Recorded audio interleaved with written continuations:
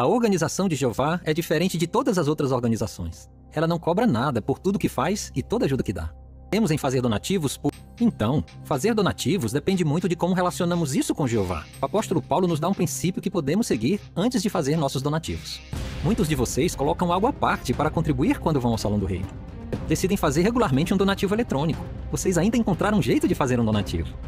Nossa fé vai nos ajudar a dar generosamente. Que eram muito pobres, mas ainda queriam muito fazer donativos.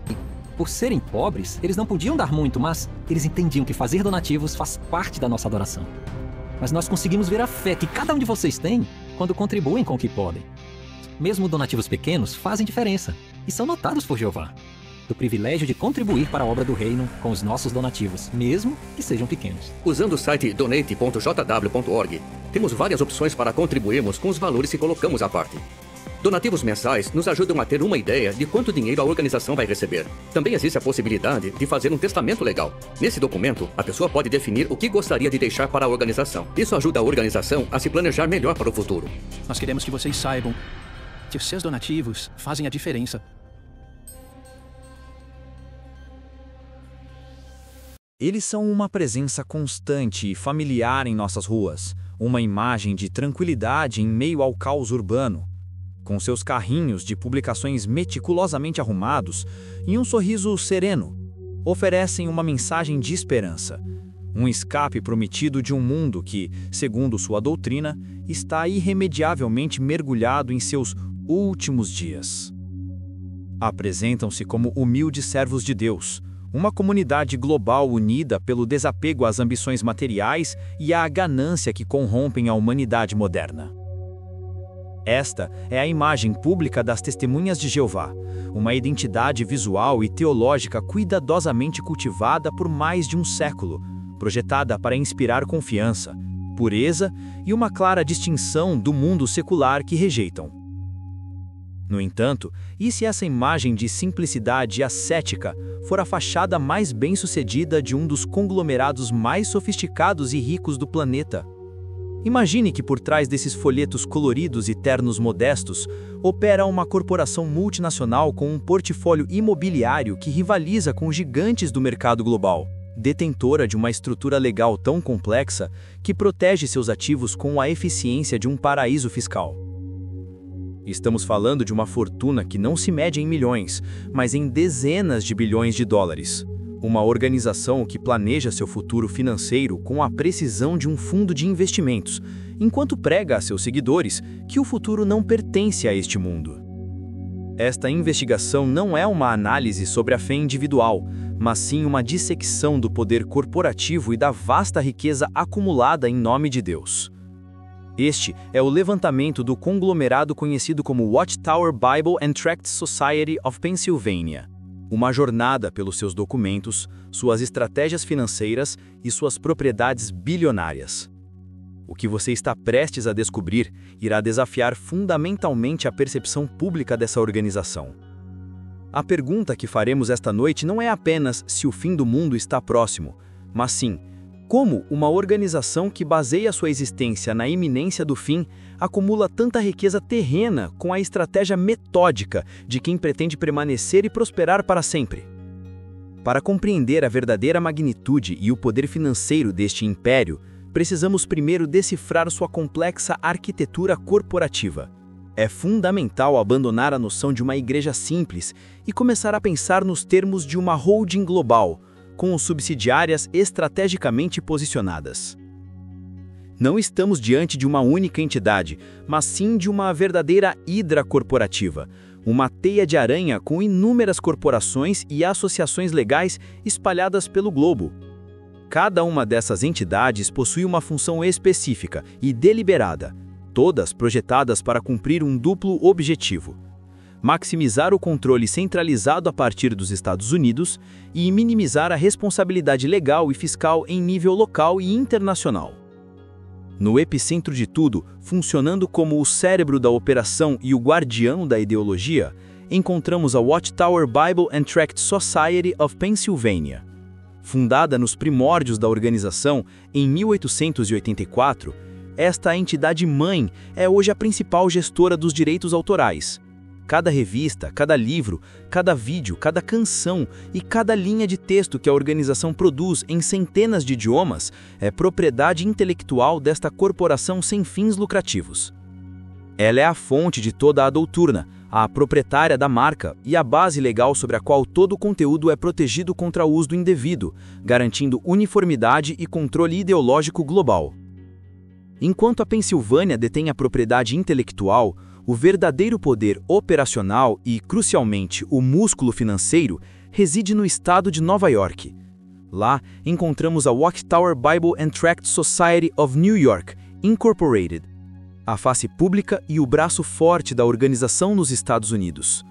Por décadas, foi o centro nervoso de um império imobiliário que se espalhou pelos bairros mais nobres do Brooklyn, funcionando como a entidade que assina os cheques, que compra e vende propriedades multimilionárias e que gerencia as operações do dia a dia. É através das atividades desta corporação que o véu da simplicidade religiosa começa a ser rasgado, revelando uma maestria e uma astúcia em especulação imobiliária dignas de Wall Street. Para completar esta tríade de controle, encontramos uma entidade mais recente, mas de importância fundamental para a estrutura de poder: a Congregação Cristã das Testemunhas de Jeová, CCJW. Esta corporação funciona como o braço eclesiástico, a autoridade religiosa formal que dirige os assuntos espirituais da organização em nível global. É a CJW que nomeia anciãos, que supervisiona as atividades de mais de 100 mil congregações e que emite as diretrizes doutrinárias que devem ser seguidas por milhões de fiéis. Superficialmente, a divisão parece lógica: uma corporação para copyright, uma para operações financeiras e uma para religião. Na realidade, essa separação é uma obra-prima de engenharia jurídica, um exemplo clássico de compartimentalização para proteção de ativos, conhecido no mundo corporativo como escudo de responsabilidade. Essa estrutura é projetada para que, em caso de litígios dispendiosos, como os crescentes processos relacionados a abuso infantil, os queixosos encontrem imensa dificuldade em acessar os vastos ativos imobiliários e financeiros, que estão legalmente detidos por uma corporação diferente daquela que supervisiona as políticas congregacionais. Elas operam em simbiose, mas são legalmente distintas, criando uma barreira quase intransponível. Esta fragmentação deliberada é o que permite à organização proteger seu patrimônio bilionário de forma tão eficaz, enquanto otimiza sua carga tributária em escala global e mantém um controle absoluto e inquestionável sobre cada faceta de suas operações. A imagem pública projetada é a de uma simples ordem religiosa, unificada e singular em seu propósito de pregar. A realidade oculta, no entanto, é a de uma fortaleza legal tão impenetrável e calculada quanto suas novas e reclusas instalações físicas. Uma estrutura projetada para resistir a qualquer ameaça, seja ela legal, financeira ou existencial. Por quase um século, a presença física da sede mundial das Testemunhas de Jeová foi um marco arquitetônico e cultural em Brooklyn, Nova York. Seus imponentes prédios, estrategicamente localizados em áreas que se tornariam algumas das mais valorizadas do mundo, como Dumbo e Brooklyn Heights, eram muito mais do que simples escritórios e residências para seus voluntários. Eram símbolos de sua presença, de sua permanência e de sua história na cidade.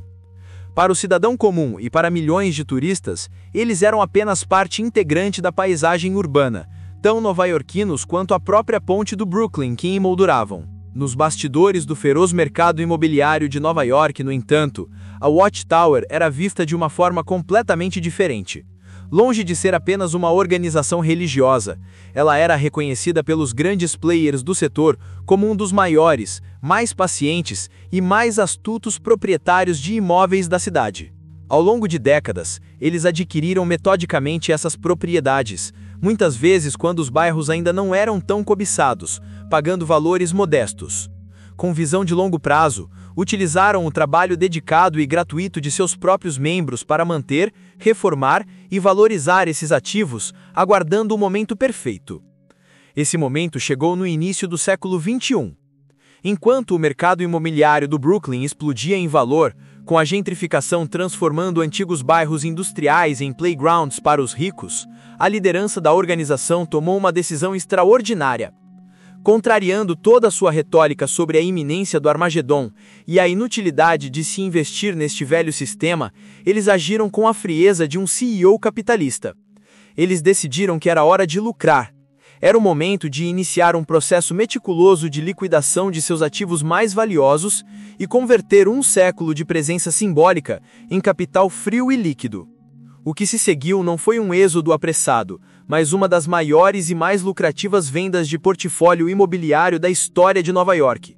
Uma operação calculada e faseada, projetada para extrair o máximo de lucro a cada transação. Prédio após prédio foi colocado no mercado, atraindo o interesse dos maiores investidores e incorporadoras do mundo, todos ansiosos por adquirir uma fatia de um portfólio tão raro e bem localizado. A Watchtower, ciente do tesouro que possuía, ditou o ritmo e os termos, transformando o mercado imobiliário local em um leilão para seus próprios ativos. As cifras envolvidas eram astronômicas e geraram manchetes em jornais de negócios de todo o mundo. O icônico edifício com o letreiro vermelho Watchtower, um verdadeiro troféu imobiliário, visível de Manhattan, foi vendido por 340 milhões de dólares.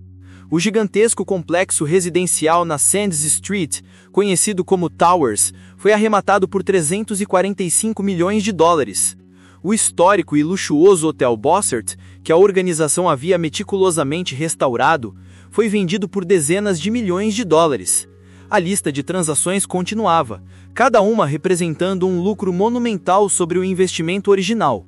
Um dos principais compradores foi Jared Kushner, empresário do setor imobiliário e genro do ex-presidente Donald Trump, que viu a oportunidade única e adquiriu um pacote de propriedades por mais de 375 milhões de dólares.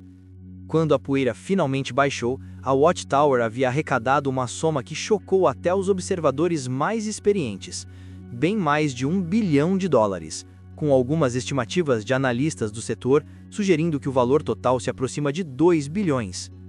E o detalhe mais impressionante de toda a operação: por ser uma organização religiosa, todo esse lucro bilionário foi obtido inteiramente livre de impostos, um benefício fiscal que a maioria das corporações apenas sonha em ter. Com um capital líquido de mais de $1 bilhão em mãos, a grande questão era: para onde iria todo esse dinheiro? Parte significativa dessa fortuna foi usada para financiar e construir a nova joia da coroa do império, a espetacular sede mundial em Warwick, Nova York. Escondido em uma vasta e isolada área rural, a mais de 1 hora de carro de Manhattan, este complexo arquitetônico simboliza a nova fase da organização. Uma fase marcada por uma clara mudança estratégica: a troca da visibilidade pública de um centro urbano pela privacidade, segurança e controle absoluto de um santuário recluso. Este lugar não se parece em nada com a sede de uma religião humilde e desapegada. Pelo contrário, sua concepção e execução se assemelham ao quartel-general de uma corporação de tecnologia do Vale do Silício.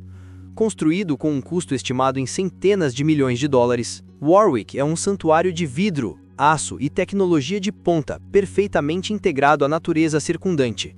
É um complexo energeticamente autossuficiente, ostentando sua própria usina de energia e sistemas de tratamento de água e resíduos de última geração, garantindo que possa operar de forma independente do mundo exterior. O mais importante, no entanto, é o que está dentro. A sede de Warwick abriga estúdios de produção de mídia e um centro de dados com uma capacidade de criação e distribuição de conteúdo digital que rivaliza com empresas de comunicação estabelecidas. A mudança de Brooklyn para Warwick não foi, portanto, apenas uma mudança geográfica ou uma simples realocação de escritórios. Foi uma profunda transformação estratégica, um movimento calculado para se afastar dos olhos curiosos do público e consolidar o poder em uma fortaleza impenetrável, de onde pode gerenciar seu império global com máxima eficiência e mínima interferência.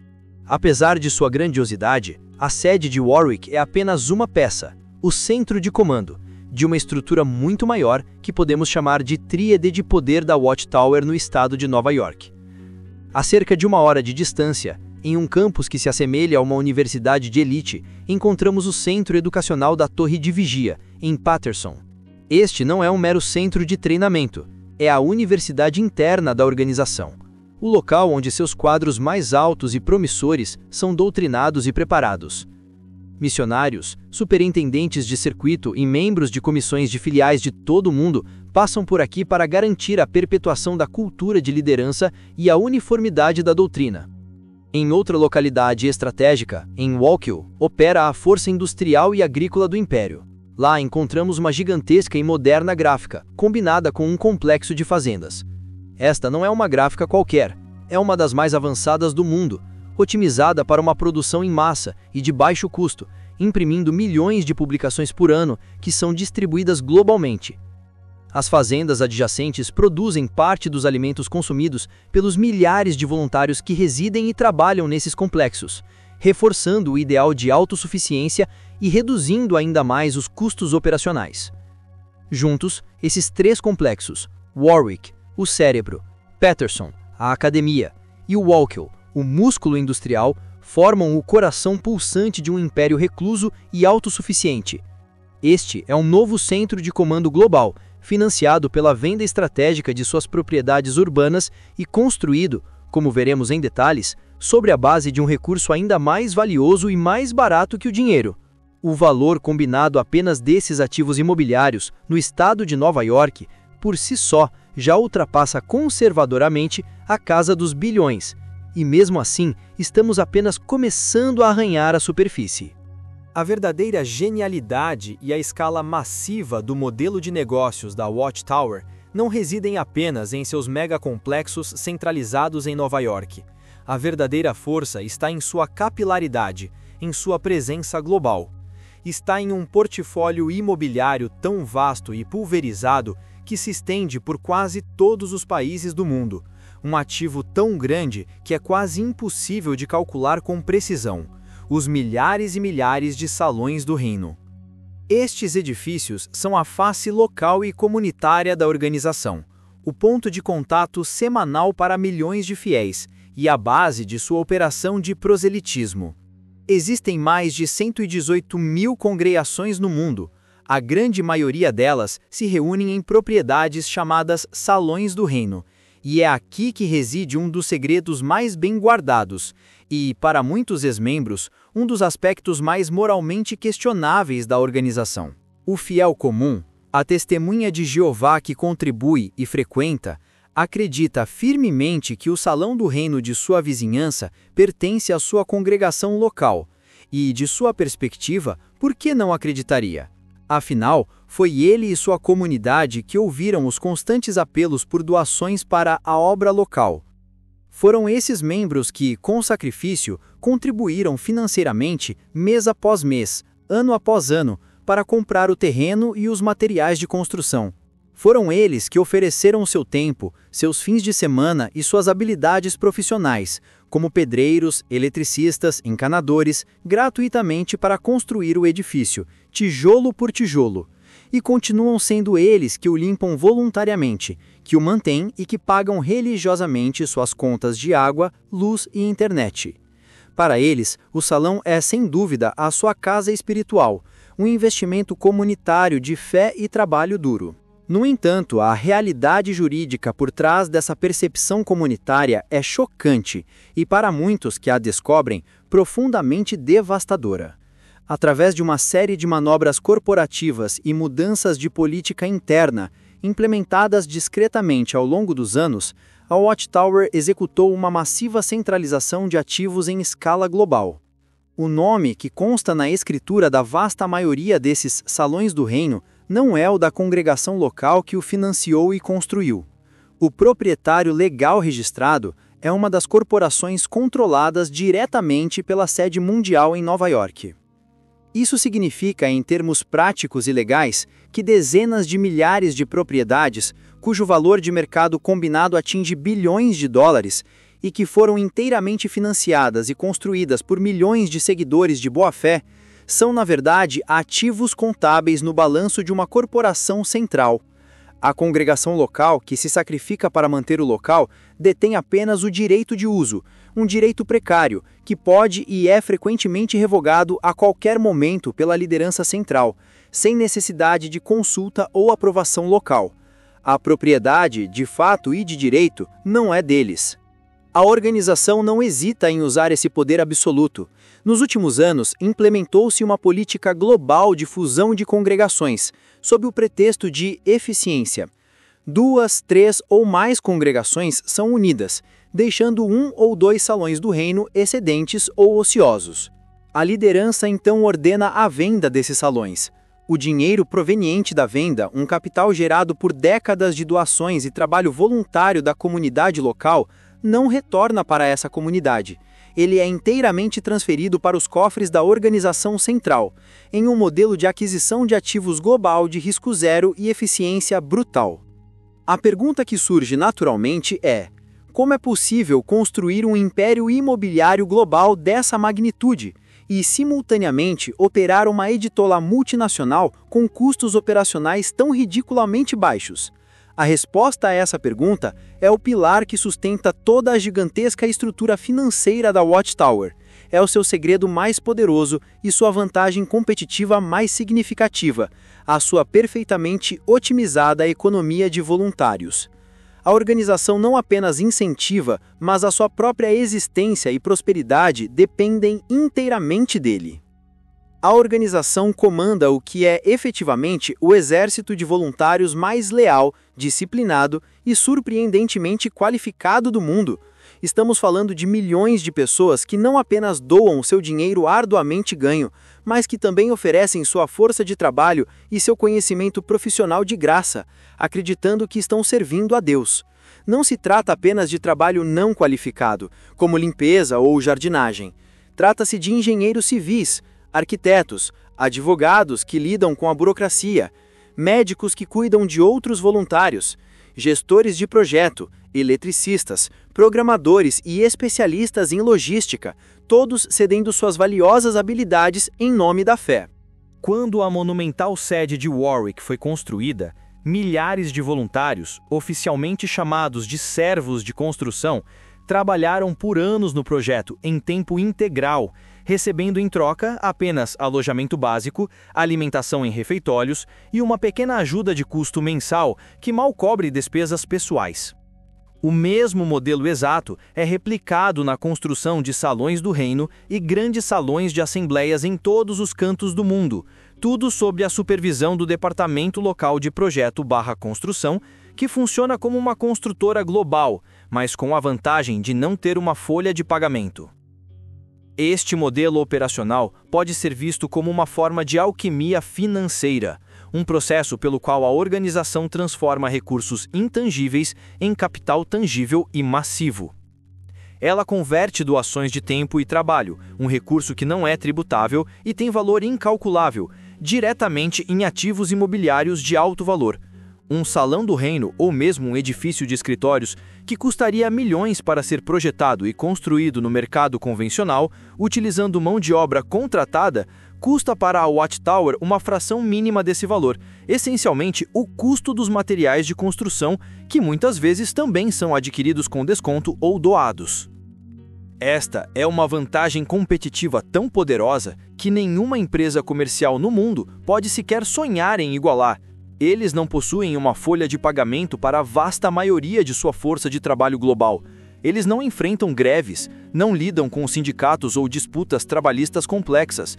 Eles possuem uma fonte quase inesgotável de mão de obra altamente motivada, que acredita estar trabalhando diretamente para Deus e para a salvação da humanidade, mas que, no final do dia, está gerando capital tangível e lucro para uma corporação sediada em Nova York. Se fôssemos quantificar o valor dessa economia de voluntários, os números seriam astronômicos. Se milhões de membros doassem, em média, apenas algumas horas por semana, seja na construção, na limpeza, na administração ou na pregação, o total anual de horas de trabalho chega à casa dos bilhões. Multiplicando essas horas por um salário mínimo, o valor que a organização economiza em custos de mão de obra anualmente chegaria a bilhões de dólares. É o segredo mais profundo e mais bem guardado de sua imensa prosperidade: a monetização sistemática da fé. Com a compreensão dessa complexa estrutura corporativa, da estratégia imobiliária e da economia de voluntários, chegamos inevitavelmente à pergunta de bilhões de dólares. Qual é, afinal, a fortuna estimada da Watchtower, somando todos esses empreendimentos, ativos e investimentos ocultos? A resposta a essa pergunta é, ao mesmo tempo, frustrante para um investigador e profundamente reveladora sobre a natureza da organização. Ninguém fora do círculo extremamente restrito da liderança sênior sabe o número exato. A opacidade financeira é uma política institucional. A Watchtower, especialmente em sua base nos Estados Unidos, opera sobre um véu de sigilo financeiro quase total, um privilégio concedido por seu status de organização religiosa que a isenta de divulgar publicamente suas finanças, da mesma forma que uma empresa de capital aberto ou mesmo muitas outras instituições de caridade são obrigadas a fazer.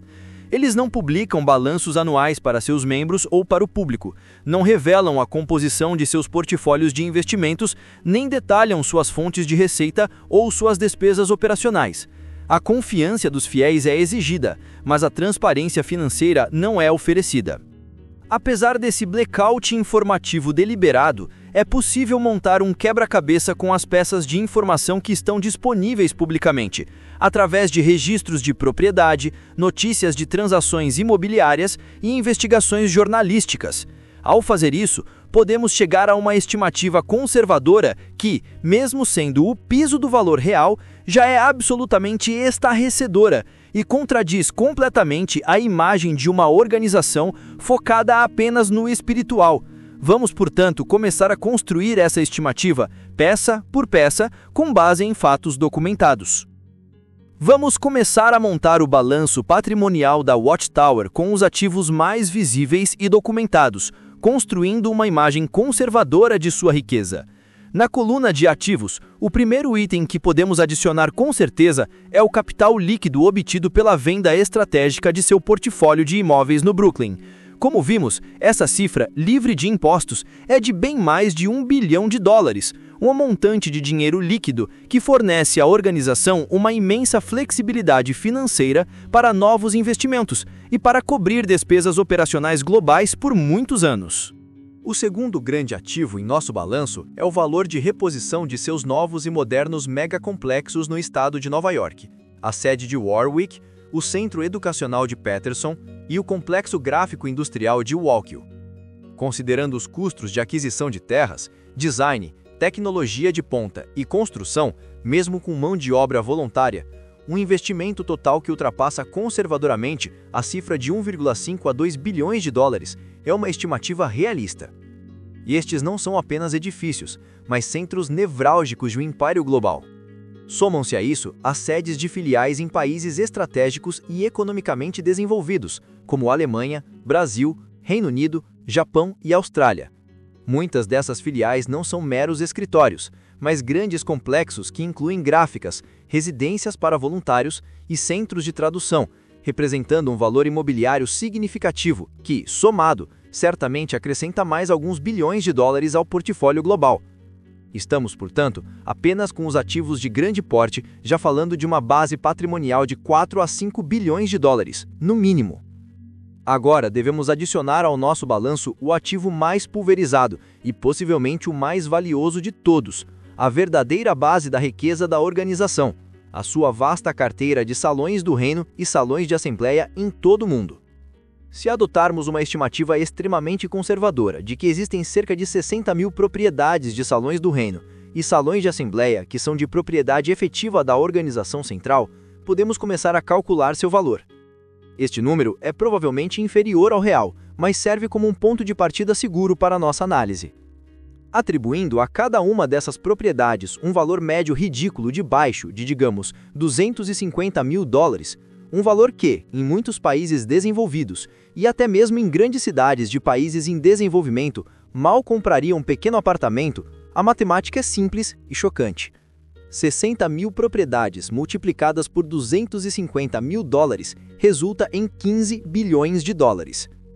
Analistas mais realistas, que consideram o valor de mercado de propriedades em áreas urbanas e suburbanas, sugerem que o valor médio real é muito maior, empurrando facilmente o valor total desse portfólio para mais perto de 20 a 25 bilhões de dólares. Somando apenas esses ativos imobiliários mais óbvios, o dinheiro de Brooklyn, os complexos de NY, as filiais internacionais e o portfólio de salões do reino, já estamos confortavelmente na casa das dezenas de bilhões de dólares. E é crucial repetir, isso é antes de considerar suas vastas reservas de caixa, seus portfólios de investimentos em ações e títulos, o valor incalculável de sua propriedade intelectual ou o dinheiro mantido em inúmeros fundos fiduciários e outras entidades legais menos visíveis. A fortuna total da Watchtower a coloca no mesmo patamar de corporações globais e fundos de investimento soberanos. O sigilo financeiro praticado nos Estados Unidos é a regra que protege o núcleo do império. No entanto, a hipocrisia e a verdadeira natureza corporativa desse sistema são dramaticamente expostas quando a Watchtower é forçada, por lei, a operar em países com restrições de transparência mais rigorosas para instituições de caridade. Essa transparência forçada nos fornece a prova documental que rasga o véu do segredo, confirmando o que as estimativas sugerem. São esses relatórios que transformam a especulação em fato comprovado. Vamos analisar o caso do Reino Unido. A filial local, registrada como a Watchtower Bible and Tract Society of Britain, é legalmente uma instituição de caridade e, como tal, é obrigada a submeter e publicar relatórios financeiros anuais detalhados. Esses documentos, disponíveis publicamente no portal do governo para quem quiser ver, são uma rara e fascinante janela para a máquina financeira. Eles revelam centenas de milhões de libras em ativos totais. Mas mais revelador ainda, eles detalham um portfólio de investimentos multimilionário, gerenciado profissionalmente, composto de ações e títulos de diversas empresas. A história se repete em outras nações da Commonwealth e da Europa. Na Austrália, os relatórios financeiros submetidos à Comissão Governamental de Caridades mostram, da mesma forma, dezenas de milhões de dólares em ativos, incluindo vastas propriedades e significativas reservas de dinheiro em caixa e em investimentos. Esses relatórios oficiais provam, sem sombra de dúvida, que a organização não apenas acumula imóveis passivamente, mas ela atua ativamente como um sofisticado investidor institucional. A análise desses relatórios financeiros internacionais revela uma verdade fundamental. O dinheiro das caixas de donativos dos salões do reino, doado por fiéis que acreditam estar financiando a pregação, não fica parado em uma conta bancária esperando o Armagedon. Pelo contrário, ele é colocado para trabalhar diligentemente no mercado de capitais global. Ele é investido no mesmo sistema financeiro mundial que as publicações da própria Watchtower frequentemente criticam como corrupto, ganancioso e um pilar do sistema de coisas de Satanás que está à beira do colapso. A organização investe em ações, títulos e outros instrumentos financeiros, buscando o lucro e o crescimento de seu capital, como qualquer outro fundo de investimento ou corporação. O objetivo é claro: gerar retornos financeiros para aumentar ainda mais sua riqueza e financiar suas operações. A ironia é que, para isso, ela se torna acionista, mesmo que indiretamente através de fundos, de muitas das mesmas corporações mundanas, cuja ética e práticas de negócios são frequentemente questionadas em suas próprias revistas, como empresas do setor farmacêutico, tecnológico ou financeiro. O paradoxo aqui é gritante e expõe uma profunda hipocrisia sistêmica. Uma organização que prega a seus seguidores para simplificarem a vida, para evitarem o ensino superior e carreiras ambiciosas, para não se enlaçarem neste velho sistema, é, ela mesma, uma mestra em acumular riqueza e investir nesse exato sistema. Eles proíbem seus membros de comprar um simples bilhete de loteria, classificando-o como um ato de ganância, mas não vêem nenhum conflito moral em especular milhões de dólares doados por esses mesmos membros no volátil e, segundo eles, condenado mercado de ações global. Com todas as peças no tabuleiro, a estrutura está completa, e o modelo de negócio se torna dolorosamente claro e assustadoramente eficaz. Podemos agora detalhar o ciclo de geração de riqueza da Watchtower, um processo de 5 etapas que se retroalimenta continuamente. Primeiro, crie e mantenha uma narrativa de urgência apocalíptica. A crença de que o fim do sistema atual é iminente desincentiva o planejamento financeiro pessoal de longo prazo entre os fiéis. Por que economizar para a aposentadoria ou para a educação dos filhos se o novo mundo está logo ali? Essa mentalidade canaliza os fundos excedentes diretamente para as caixas de donativos da única obra que realmente importa. Segundo, Utilize uma força de trabalho voluntária, global e altamente qualificada, motivada pela fé, para construir e manter ativos imobiliários de alto valor com um custo mínimo ou quase nulo. Este é o motor econômico da organização, sua vantagem competitiva insuperável. É o mecanismo que transforma a devoção e o trabalho gratuito de milhões de pessoas em um portfólio de propriedades tangível e bilionário, um processo contínuo de conversão de fé em capital físico, que cresce a cada novo salão do reino construído em algum lugar do mundo. Terceiro, centralize a propriedade legal de todos esses ativos, removendo o controle e o patrimônio das mãos das congregações locais que os financiaram e construíram. Esta é a manobra jurídica crucial que garante que toda a riqueza gerada na base da pirâmide invariavelmente flua para o topo. A congregação local se torna uma mera inquilina em um prédio que ela mesma pagou, sem nenhum direito sobre o capital que ajudou a criar, garantindo que o poder de decisão sobre esses bilhões em ativos permaneça nas mãos de um pequeno grupo de líderes em Nova York. O ciclo de geração de riqueza continua com a quarta etapa, a fase de realização de lucros. Quarto, liquide ativos imobiliários estrategicamente quando eles atingem um pico de valorização de mercado, gerando bilhões em capital líquido e, crucialmente, livre de impostos. A venda massiva do portfólio do Brooklyn não foi um evento isolado ou uma necessidade, mas sim o exemplo mais grandioso e público de uma estratégia que se repete em menor escala em todo o mundo. A fusão de congregações e a venda de salões do reino excedentes é a aplicação contínua e global desse mesmo princípio, transformar ativos construídos com doações em dinheiro vivo. Finalmente, a quinta etapa fecha o ciclo e o reinicia com ainda mais força. Quinto, reinvista esse capital massivo em novos complexos operacionais, em tecnologia de ponta para a produção e distribuição de conteúdo ideológico e em um portfólio diversificado de investimentos financeiros para multiplicar ainda mais a riqueza. O dinheiro não dorme. Ele é usado para fortalecer a infraestrutura da organização, aumentar seu alcance global e, através do mercado de capitais, gerar mais dinheiro, tudo isso enquanto opera sobre o véu protetor e fiscalmente vantajoso de uma organização religiosa. É, de fato, um ciclo perfeito e autossustentável de geração de riqueza. Um sistema fechado onde o dinheiro, o trabalho e a lealdade fluem da base da pirâmide, dos milhões de fiéis sinceros que doam o seu tempo e seus recursos para o topo, onde são consolidados, multiplicados e protegidos por uma impenetrável fortaleza de corporações e sigilo financeiro. O seguidor comum doa esperando investir no prometido reino de Deus. Mal sabe ele que está, na verdade, financiando o crescimento e a perpetuação de um reino muito mais terreno e corporativo. Portanto, da próxima vez que você os encontrar em uma praça pública, ou que eles baterem à sua porta oferecendo uma revista, lembre-se desta complexa história que se desenrola nos bastidores.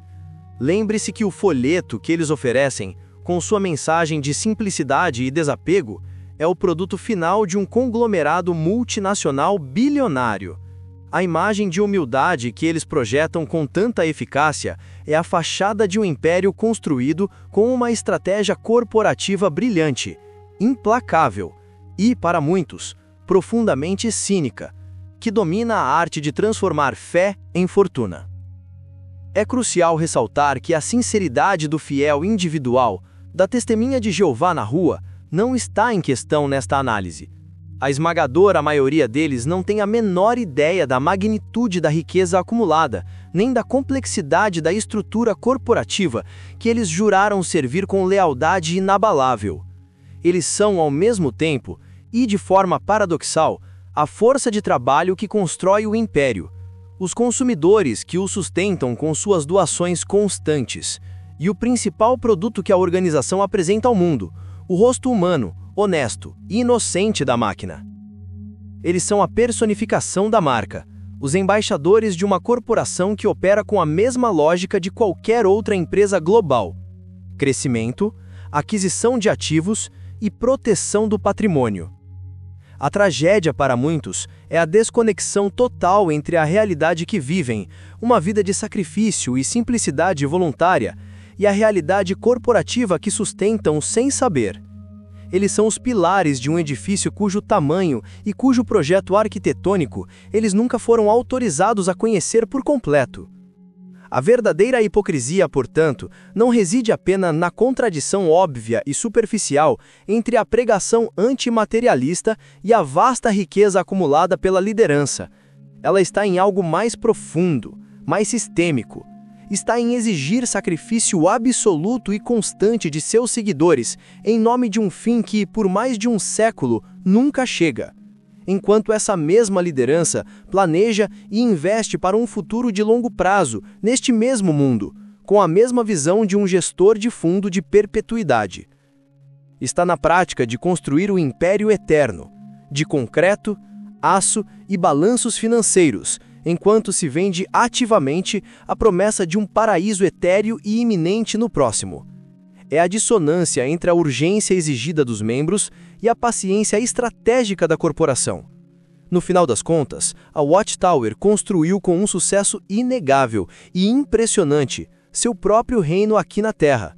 Um reino onde a fé é o principal ativo, a devoção é a principal moeda, e a salvação prometida financia um império muito real.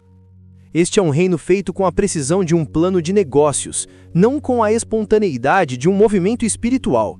Um reino onde o objetivo final parece não ser apenas a preparação para o fim do mundo, mas a garantia de que, se o mundo não acabar, a corporação Watchtower continuará a ser uma das entidades mais ricas, mais poderosas e mais controladoras do planeta. Um reino feito em última análise, não para Deus, mas para os homens que o governam.